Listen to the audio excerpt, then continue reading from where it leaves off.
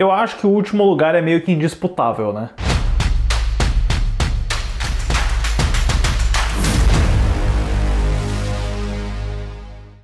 Olá, fãs da Sétima Arte, meu nome é Lucas Nascimento e esse é o Lucas Filmes. E agora, para concluir o nosso especial de Velozes e Furiosos, vamos para o nosso obrigatório ranking de todos os filmes da franquia, na minha opinião pessoal, claro, do pior ao melhor. Mas antes, eu pedi para você curtir esse vídeo, se inscrever no canal e ativar o sininho para não perder a notificação dos próximos vídeos. Bom, como eu comentei aqui no canal todos os 11 filmes da franquia Velozes e Furiosos, meus comentários não vão ser tão longos, eles vão ser um pouco breves, um pouco velozes. Então eu deixo a recomendação e o convite, caso você esteja caindo aqui no canal com esse vídeo, para procurar a playlist aí com todos os vídeos que eu fiz sobre cada um dos filmes da franquia. Mas começando aí o ranking, na 11ª posição, eu coloco Velozes e Furiosos 4 de 2009. Nenhuma surpresa pra mim, é um filme que eu já não gostava muito na época e que, revisitando, ele definitivamente continua meio podre. Eu acho que ele se leva a sério demais. É um filme de Velozes e Furiosos que foi muito bom pra reunir o elenco, pra colocar o Justin Lin brincando com as figuras principais da franquia,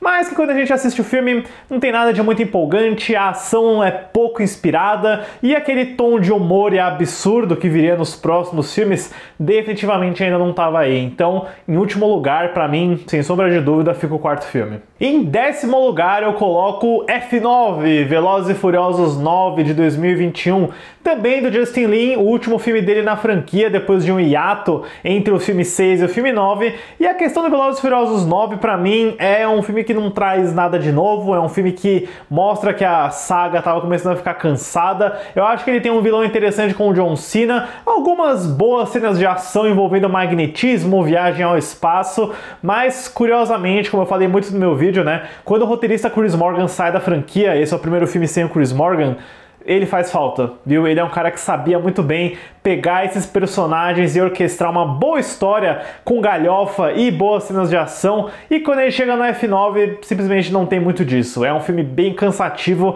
e excessivamente longo também, com a ideia dele de querer explorar o passado do Dom nos flashbacks. Ah, esquece isso daí. E em 9º lugar, eu coloco Velozes e Furiosos Hobbs e Shaw, o spin-off do David Leitch, com o Dwayne Johnson e o Jason Statham, que, mais uma vez, como eu comentei no meu vídeo, eu acho que apesar de ele ter um carisma legal com o The Rock e o Statham, são personagens bem divertidos, o David Leitch não é o melhor diretor de ação que tem por aí. Eu acho que o Hobbs e Shaw se prejudica um pouco com o excesso de CGI, com humor absolutamente descontrolado. Eu sempre falo que Velozes e Furiosos é o equilíbrio entre o Vin Diesel levar tudo a sério e a pura paródia, e o Hobbs e Shaw é só a paródia sem aquele outro equilíbrio. Então, apesar de alguns bons momentos, de um vilão divertidinho com Idris Elba e a Vanessa Kirby, Hobbs e Shaw não é lá dos mais memoráveis, não. Em 8º lugar, eu coloco Velozes e Furiosos 10, o Fast X, que tá aí nos cinemas, e pra mim ele é um filme tão problemático e inchado quanto Velozes e Furiosos 9.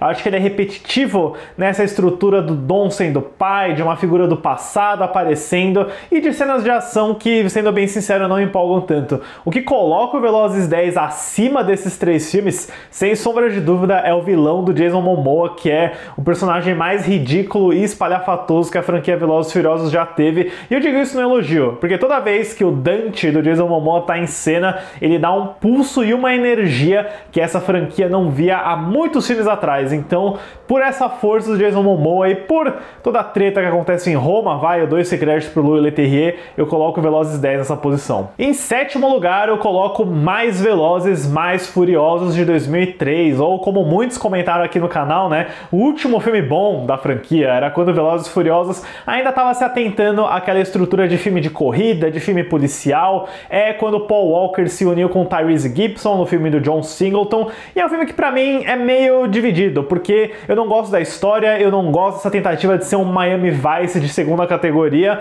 mas a direção do John Singleton é muito boa, tem muito estilo nesse filme, e eu gosto da dinâmica buddy cop entre o Paul Walker e o Tyrese, que, né, o personagem personagem Tyrese Gibson parece outro completamente quando a gente lembra do Mais Velozes. Não é um grande filme, mas também não é ruim como muitas pessoas falaram nesses últimos 20 anos. Em sexto lugar, eu coloco o original Velozes e Furiosos de 2001 do Rob Cohen. O filme que começou tudo, que apesar de ser um grande plágio de Caçadores de Emoção da Catherine Bigelow, é um filme divertido que apresenta bem os personagens, que tem boas jogadas com o gênero policial. Eu sempre gosto de lembrar algo que eu não me recordava quando eu reassisti o filme, que a gente não tem a revelação que o Paul Walker é policial até metade do filme. Isso é uma coisa bem interessante de fazer. E obviamente, além dos personagens, as cenas de corrida são bem inventivas. Tudo que envolve carro, racha e assalto no primeiro Velozes são realmente sequências de cair o queixo, de bons usos de dublê. Às vezes é bom relembrar as humildes origens da saga Velozes e Furiosos, e eu sinto que o primeiro filme deu uma boa envelhecida. Agora pro top 5, em quinto lugar eu coloco Velozes e Furiosos 8, The Fate of the Furious, do F. Gary Gray, que pra mim é um filme subestimado. Eu vejo muita gente não gostando desse filme, mas eu acho essa ideia de que o Dom fica do mal no oitavo filme pra ajudar a personagem da Charlize Theron, colocando a família contra ele, é um pitch interessante, ainda mais quando você chega no oitavo filme e você precisa de ideias melhores do que trazer personagens do passado que você não sabia que existiam, né?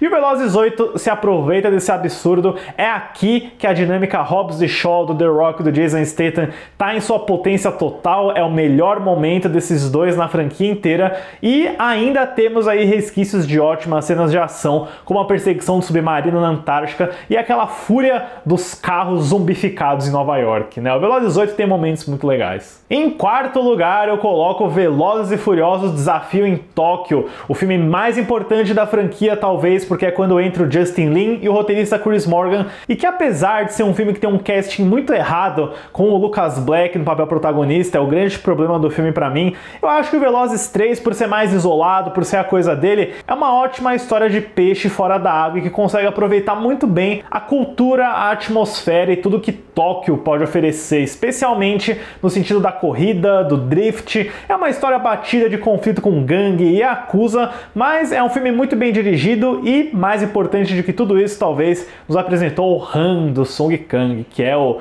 grande personagem da franquia Velozes, além de também ter a melhor trilha sonora. E em terceiro lugar, isso aqui é uma surpresa pra mim, porque esse filme subiu muito no ranking, eu coloco Velozes e Furiosos 6, também do Justin Lin, filme de 2013. É o filme que é lançado imediatamente depois da Operação Rio, e eu vejo que aqui eles estão num lugar muito confortável em transformar a franquia num filme de heist, mas também com muito bom humor e com ótimas sequências de ação. Eu adoro essa ideia de que o Luke Evans lidera uma equipe que é como se fosse o bizarro Dom, né? São vários personagens que são o oposto da equipe do Dom, do Paul Walker, do Tyrese, e apesar de ser uma história bem simples, bem batida, é muito legal pelas cenas de ação, e eu acho, talvez, que a sequência do tanque de guerra na rodovia ainda é a melhor que a franquia já ofereceu, e unicamente por essa sequência esse filme subiu bastante no meu ranking. Em segundo lugar, eu coloco Velozes e Furiosos 7 do James Wan, que é, imagino, o preferido da maioria por aí, e eu não posso julgar. Eu acho que ele é o filme mais bem dirigido da franquia inteira. As cenas de luta são inacreditáveis, as sequências de ação também são muito boas, com destaque aí para a chuva de carros de paraquedas que acontece na metade, ou toda a treta final nas ruas de Los Angeles com Vin Diesel literalmente pisando numa rachadura para fazer a rua quebrar. É um filme que está no equilíbrio muito bom entre o absurdo, a ação e especialmente o desenvolvimento emocional, porque esse é o último filme com Paul Walker, né, que rende essa cena maravilhosa, muito bonitinha do See You Again, que transforma a franquia numa grande homenagem para o Paul Walker e que, na minha opinião, deveria ter sido o último filme. Eu acho que esse teria sido um final com chave de ouro. E em primeiro lugar, This Is Brasil, Velozes e Furiosos 5, Operação Rio de 2011, o filme que finalmente transformou Velozes e Furiosos numa grande galhofa e introduziu o Luke Hobbs, do Dwayne Johnson, e a ideia de que agora a equipe do Dom não vai ser mais corrida de racha, não vão ser mais aqueles caras que se infiltram em cartéis, eles são um grupo de assalto que agora estão no Rio de Janeiro para quebrar um criminoso corrupto interpretado por um português. E o Velozes 5 consegue muito bem criar essa unidade e essa dinâmica de família que esses personagens têm. É bem tosco, é novelesco, animesco, mas é feito com coração, e eu acho que funciona bem pelo carisma, pela história, pelo roteiro do Chris Morgan, mas especialmente pelas ótimas cenas de ação, mais uma vez orquestradas pelo Justin Lin, com um destaque óbvio para a sequência do cofre, né? Arrastando um cofre gigante pelas ruas do Rio de Janeiro falso. É uma sequência tão boa que ela é repetida 3 vezes no Velozes e Furiosos 10. É um filme tão legal e tão impactante que não existe Velozes e Furiosos 10 sem Velozes e Furiosos 5. Então, justamente por isso eu coloco o Velozes 5 no topo da lista. Desde que eu assisti, foi o filme que me fez gostar de verdade dessa franquia Velozes e Furiosos. Mas agora eu quero saber de vocês, deixem nos comentários aí qual é o ranking de vocês da franquia Velozes e Furiosos e o que vocês acharam, para quem já assistiu, do 10º filme que tá nos cinemas. Certo, pessoal? Obrigado pela visita e até a próxima sessão.